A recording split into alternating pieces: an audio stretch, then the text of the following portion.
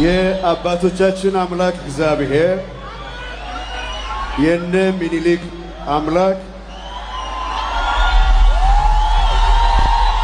የነ ኃይለ ሥላሴ አምላክ የነ በላይ ዘለቀ አምላክ የነ አብዲስ አጋ አምላክ የነ ዘራይ ደረስ አምላክ እግዚአብሔር የተመሰገነ ይሁን። በጣም እግዚአብሔር ይመስገን።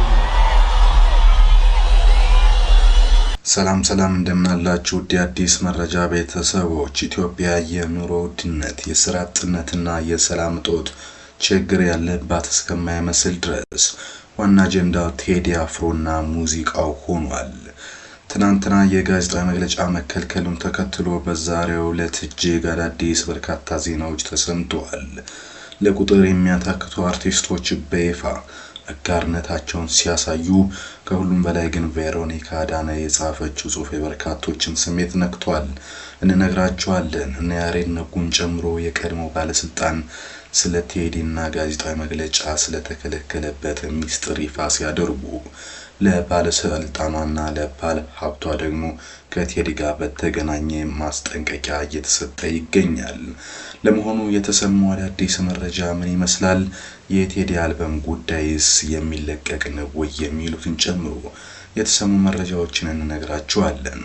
ለመሆኑ እናንተ እንዴት እያያችሁት ነው? በርካቶች ቴዲ ጋዜጣዊ መግለጫ መከልከል የለበትም እያሉ ድጋፋቸውን እያሳዩ የዩቲዩብ ሰብስክራይበሮችን ገጾችን በስፋት እያበዙ ነው የሚገኙት። ባለስልጣናትን ጨምሮ የብልጽግና ደጋፊዎች ደግሞ ማንም የከለከለው ነገር የለም፣ እርሱ ደጋፊዎች ናቸው በሐሰት የሚጮሁት ቢሉ እኛ ባረጋገጥነው ግን የብሮድካስት ባለስልጣን የአርትስት ቴሌቪዥን ኃላፊዎችን ጠርቶ ማነጋገሩ ተሰምቷል። ሁሉንም እንነግራችኋለን። ለጥቂት ደቂቃዎች አብረን እንቆይ።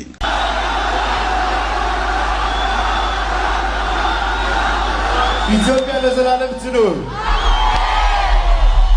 ፍቅር ያሸንፋል። ፍቅር ያሸንፋል። ከኢህአዴግ እስከ ብልጽግና ድረስ ቴዲ አፍሮ አዲስ አልበምና ነጠላ ዜማ ባወጣ ቁጥር ውዝግብ መፈጠሩ የተለመደ ሆኖ ቀጥሏል። ይሁንና የሰሞኑ ጅግ ግን እጅግ ከባድ ሆኗል። በአርትስት ቴሌቪዥን ጋዜጣዊ መግለጫ ከተከለከለ በኋላ እጅግ የህዝብ ድምጽ እየተቸረው ነው የሚገኘው። አሁን ደግሞ እጅግ ትልልቅ አርቲስቶች ከቴዲ ጋር ያላቸውን ድጋፍ በይፋ እያሳዩ ነው። ከመጀመሪያው ደግሞ አንደኛዋ ቬሮኒካ አዳነ ነች። ቬሮኒካ በተለይ የሰጠችው ሐሳብ የበርካቶችንም ስሜት እየነካ ሆኗል። እሷ እንዳለችው ንጉሱን ንጉስ ነው ብለህ ካላከበርክ ነገ አንተ መከበር ባለብህ ሰዓት አትከበርም ስትል በይፋ አቋሟን አሳውቃለች። በእውቀትም ዝናን በመቆጣጠርም አለው በማለትም በድምጽም ፍቅርን በመስበክም ለህዝብ መቆምም ሀገር መውደድም ለተጎዳ በመድረስም ሃይማኖትን በማክበርም ለቤተሰብ ቅድሚያ በመስጠትም ታሪክን በማወቅም እግዚአብሔርን በመፍራትም ምንም በምንም ቴዲን የሚያክል የለም ብላለች ቬሮኒካ። የጥበብ